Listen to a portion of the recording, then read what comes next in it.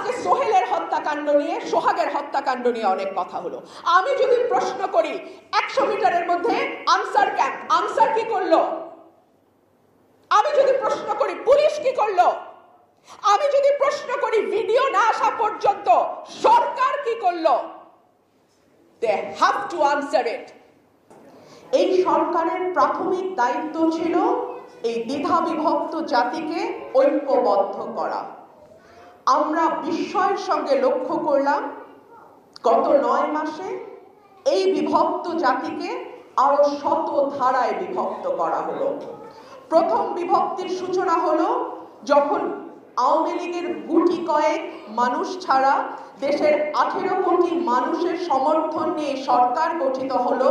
তারপর পরই আমরা সরকারের প্রধানকে বলতে শুনলাম, আমি ছাত্রদের দ্বারা নিয়োগপ্রাপ্ত এবং তারা যতদিন বলবে আমি ততদিন থাকব।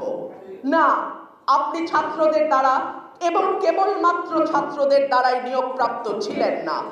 বাংলাদেশের 18 কোটি মানুষ আপনাকে দিয়েছিল এবং বাংলাদেশের 18 কোটি মানুষ আশা করেছিল যে আপনি তাদের রক্ষাকর্তা হবেন, আপনি দুঃসময়ে দ্বিধা বিভক্ত জাতিকে ঐক্যবদ্ধ করবেন।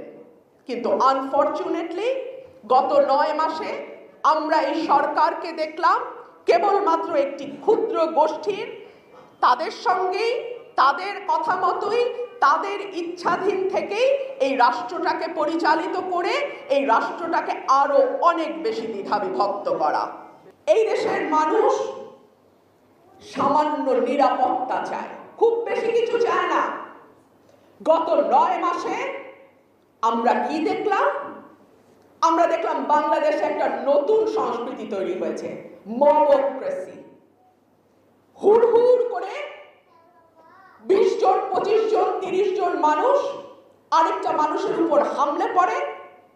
হতে পারে তার সঙ্গে তার ব্যবসায়িক দ্বন্দ্ব আছে, হতে পারে তার সঙ্গে তার রাজনৈতিক মতের অমিল আছে, এবং রিপোর্ট বলছে এর অনেকগুলোতেই অর্থনীতি জড়িত, অর্থাৎ টাকার বিনিময়ে 10 জন 20 জনকে ভাড়া করে এভাবে মব তৈরি করা হয়। আজকে সোহেলের হত্যাকাণ্ড নিয়ে, সোহাগের হত্যাকাণ্ড নিয়ে অনেক কথা হলো। আমি যদি প্রশ্ন করি 100 মিটারের মধ্যে আনসার ক্যাম্প, আনসার কি করলো? আমি যদি প্রশ্ন করি পুলিশ কি করলো? আমি যদি প্রশ্ন করি ভিডিও না আসা পর্যন্ত সরকার কি করলো? They have to answer it. চেয়ারে বসে থাকতে ভালো লাগে, এটা আমরাও বুঝি, কিন্তু চেয়ারের মজা যদি নিতে হয় চেয়ারের দায়িত্ব নিতে হবে। ক্যাবিনেটের একজন সদস্য তার কেবিন ব্যাগে করে ম্যাগাজিন ক্যারি করে। আমি খুব বেশি বিদেশ যাই না, কিন্তু আমার এখানে যে 2 বন্ধু বসে আছেন তারা বিদেশেই থাকেন।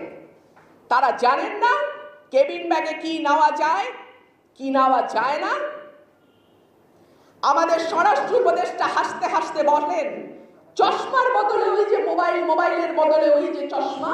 তো এই সরকারটা কি গুলির ম্যাগাজিনকে চশমা আর মোবাইলের মতন অত্যাবশ্যকীয় কিছু করে ফেলেছে? ম্যাগাজিন পাওয়ার পরে ওই উপদেষ্টা আবার বলেন মিসাইল নিয়ে ঘুরলেও নাকি বাংলাদেশের কেউ নিরাপদ নয়। ইয়েস, 9 মাসে বাংলাদেশকে আপনারা এমন জায়গায় নিয়ে আসছেন যে মিসাইল নিয়ে ঘুরলেও আপনাদেরও নিরাপদ লাগে না, আর আমরা তো কোন ছাড়। বাংলাদেশটাকে যথেষ্ট পেছনে নিয়েছেন, আর না।